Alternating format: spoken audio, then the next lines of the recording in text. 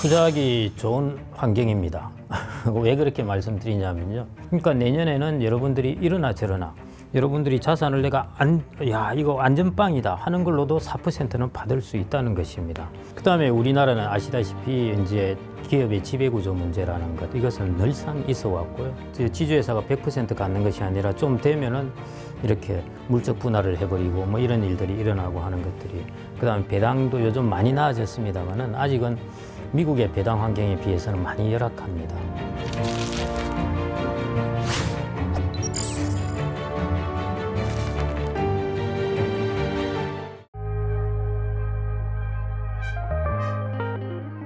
내년은 올해보다는 약간 나아지는 이제 이런 식으로 보고 있고요. 유럽이나 이런 쪽이 경제 분위기는 뭐 조금 나아진다고 보고 있습니다. 보고는 있는데요. 거기 역풍이 뭐냐면은 역시 이제 금리입니다. 왜냐하면은 전 세계적으로 금리를 명목금리만 보고 있습니다. 명목금리는 예를 들어 올해 5% 했고 다가 4%로 떨어진 것이죠. 그 내년에 가서 예를 들어 4%, 3% 같으면은 야, 금리가 떨어졌네, 이렇게 이야기를 하는 것이죠. 그런데 실질금리, 경제는 실질금리에 따라서 영향을 받습니다. 올해 금리가 4%였더라도 물가가 예를 들어 4에서 5% 같으면 실질금리는 0에서 마이너스입니다. 그래서 작년 같은 경우에는 확실하게 실질금리가 마이너스였고요.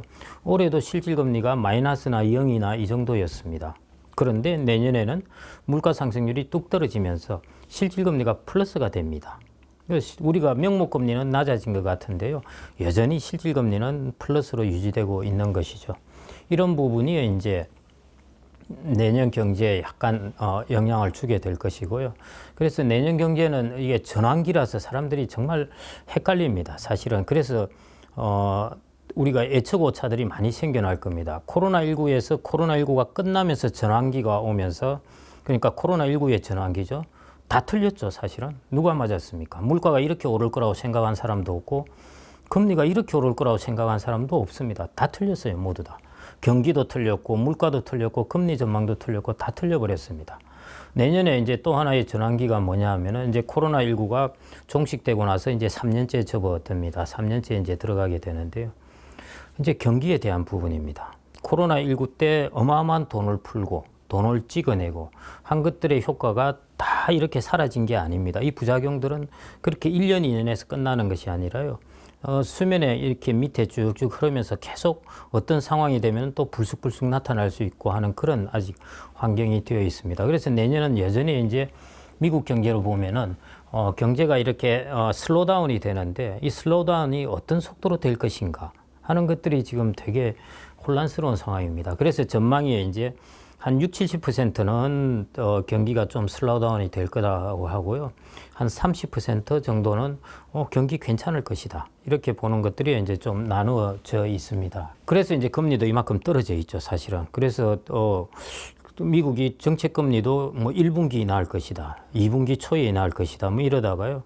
예를 들어 생각보다 늦게 인하를 하게 되면 또 시장이 이제 영향을 받게 되죠. 그래서 내년에도 여전히 이제 코로나19의 전환기가 이번 2년 동안에 정말 세상을 시끌시끌하게 했다면요. 내년에는 이제 경기의 방향성 혹은 노동시장이 이제 보면은 코로나19 때 막 형성되었던 노동시장이 차츰 이제 정상화되고 있습니다. 이게 이 과정에서 이제 실업률이 어떻게 될 것인지, 경기가 어느 정도 속도로 꺾일 것인지, 이게 전환기에서 일어나는 일들이거든요. 그래서 내년에도 그런 불확실성은 있지 않을까 싶습니다. 그런 부분을 좀 거치고 나면은, 그러면은 이제 코로나19 때 우리가 했던 충격, 이게 일종의 지진의 충격인데요. 여진이 이제 남아 있는 것이죠.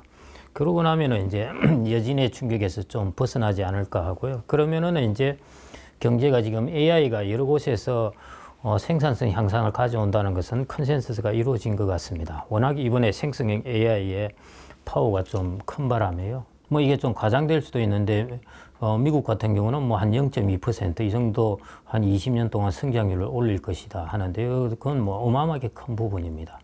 뭐 그거는 저도 지금 상황에서 그 추정이 맞는가 하는 것은 저도 뭐 아직은 전혀 확실치 않고 의문이 갑니다만은, 여하튼 어느 정도 그 리서치를 하는 사람들이 그런 생산성 향상에 대해서는 좀 이야기를 하는 것 같습니다.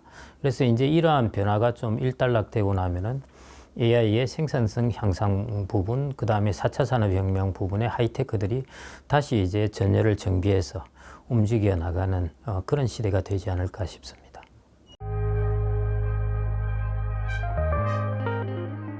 투자하기 좋은 환경입니다.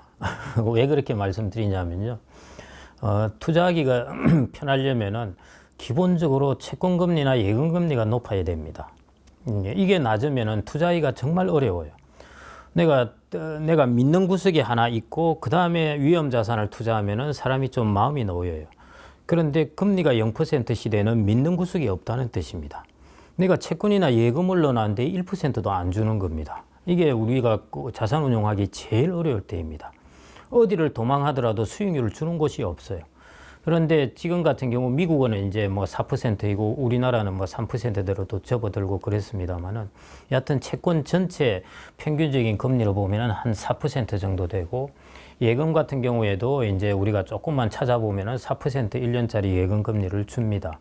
그러니까 내년에는 여러분들이 이러나 저러나 여러분들이 자산을 내가 이거 안전빵이다 하는 걸로도 4%는 받을 수 있다는 것입니다. 그런 측면에서는 사실은 자산 관리 환경이 더 좋아진 겁니다. 좋아졌고요. 이렇게 되다 보니까 원래 이 밑에 픽스드 인컴 혹은 국채 예금 금리가 이렇게 한 단계 오르면은 이걸 중심으로 해서 임대료 이런 것들이 차근차근 하나씩 형성됩니다. 예를 들어 임대료는 항상 우리가 국채금리 대비해서 얼마 정도 높게 형성되거든요. 주식의 수익률도 국채금리 대비해서 프리미엄을 만들어 갑니다. 과거에는 이게 낮아져 있다가 이게 높아진 것이죠. 그래서 지금은 이 부분의 높이를 만들기 위해서 자산 가격들이 조정되고 있는 중입니다. 부동산의 가격이 떨어지고 있고 주식의 가격이 떨어지고 하는 것은요. 이 가격이 떨어진다는 것은 향후에 기대 수익률이 높아진다는 뜻이거든요. 그래서 지금 이렇게 금리가 한 단계 확 오르면서 자산 가격이 떨어지고 하는 것은 앞으로 이 부분이 이제 점차 우리가 채권금리 4% 혹은 3%가 될 수도 있고 한데요. 과거보다는 좀 높아진 이걸 기반으로 해서 다시 수익률이 한 단계 형성되어 간다고 보시면 되겠습니다. 그 형성되어 가는 것이 이제 내년뿐만 아니라 후내년 뭐 이런 식에 걸쳐서 만들어질 것 같고요. 그래서 기본적으로 금리가 0%대에서 3, 4%로 올랐다는 것은요. 그만큼 경제가 생산성이나 이런 걸 받칠 수 있을 정도가 되었다는 것입니다. 그래서 그런 측면에서 만일 금리가 이 정도 유지된다면은 그래도 AI나 이런 것들로 인해서 생산성이 좀 받쳐주는구나. 이렇게 보면은 긍정적인 신호도 될 수 있고 생산성이 받쳐진다는 것은 자산을 운용한 사람 입장에서는 좋죠. 자기 자본을 운용하면은 그만큼 생산성 있게 리턴을 준다는 것이니까요. 그래서 제로금리 때 우리가 코로나19 때 보았던 자산 관리 환경보다는요. 지금이 여러분들 사실은 좋아졌다고 보시는 게 맞습니다.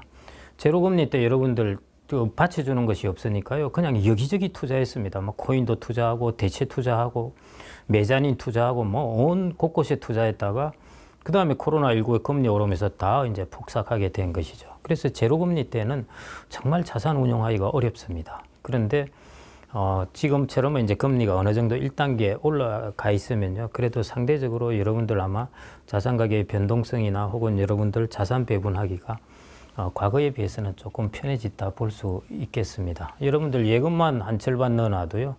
4%씩 받으면 거기서 2%는 얻는 것이니까요. 그 나머지에서도 이제 애드업을 하고 하면은 여러분들이 뭐 한 해 한 5에서 6%뭐 이 정도만 수익률을 안정적으로 덜 위험하게 낼 수 있다. 그것만 하더라도 환경은 훨씬 좋아지지 않았나 그렇게 생각이 됩니다. 그래서 여러분들 관점을 어떻게 보시냐에 따라 다른데요.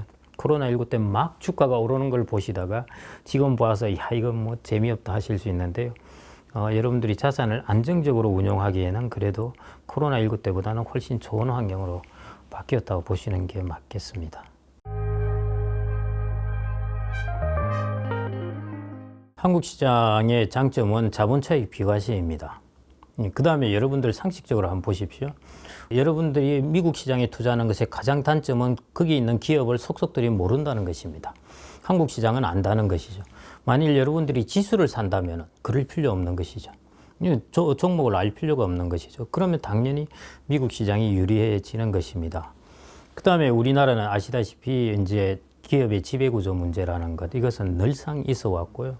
뭐 하여튼 기업을 지주회사가 100% 갖는 것이 아니라 좀 되면은 이렇게 물적 분할을 해버리고 뭐 이런 일들이 일어나고 하는 것들이, 그다음에 배당도 요즘 많이 나아졌습니다만은 아직은 미국의 배당 환경에 비해서는 많이 열악합니다. 그래서 그런 부분뿐만 아니라 제가 이제 말씀드리고 싶은 것은 우리나라하고 미국의 가장 큰 차이점이 뭘까? 조금 이렇게 롱텀하게 생각을 해보셔야 돼요. 내가 자산을 미국 자산에 두었다가 6개월 있다가 빼고 그럴 부분이 아니라요. 나의 자산을 전체적으로 배분하는 걸 결정한다면은 우리나라하고 미국의 가장 큰 차이점은요. 국가의 틀의 문제입니다. 경제의 틀의 문제인데요. 예를 들어 이런 것이죠. 여러분들 선진국 한번 보십시오. 미국, 유럽, 그 다음에 일본, 그 다음에 영국, 뭐 이런 나라들 보시면 통화를 뭘 갖고 있습니까? 달러.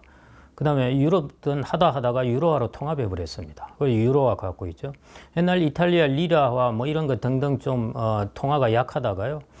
스페인도 마찬가지고요. 또 유로로 다 통합해 버렸어요.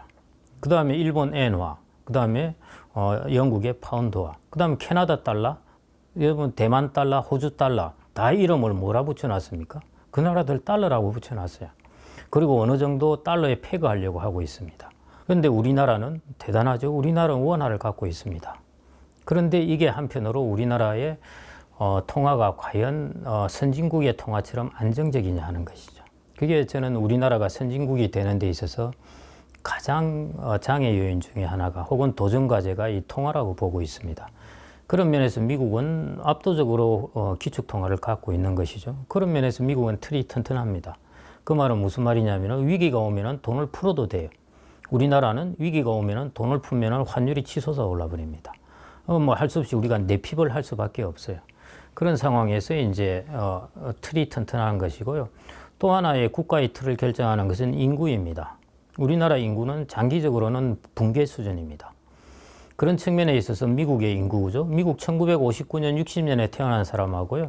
지금 태어나는 사람들하고 숫자가 거의 비슷합니다. 우리나라는 60년대 태어난 사람 100만 명, 지금 태어난 사람들 27만 명. 어마어마한 차이죠. 그런 틀의 부분에 있어 가지고요. 우리나라는 그 틀이 약합니다. 다른 산업 스펙트럼은 아주 좋은데 불행하게도 둘러싸고 있는 틀이 약하다는 것이죠. 비유를 하자면 세포핵하고 이런 것은 좋은데 세포막이 약하다는 것입니다. 세포막이 약하면 세포핵이 좋아도 충격이 오면 터져버려요. 그래서 그런 부분, 그 다음에 이제 군사력이라든지 지정학적 위치, 이런 것들을 비교해 보면은 미국이라는 나라는 틀이 튼튼하고요. 안은 좀 개판인 것도 있는데 우리나라는 안은 튼튼한데 안은 괜찮은데 틀이 약해요. 그래서 가장 좋은 포트폴리오입니다. 우리나라 자산만 몰짱 가지고 있지 말고 미국의 자산을 나눠서 가지고 있으면 이 둘이 좋은 포트폴리오를 이제 형성해 준다는 것입니다. 그게 제가 이제 미국의 주식, 부동산 자본 아니고요. 주식 자본을 갖는 것을 이전부터 권유한 이유 중에 하나입니다.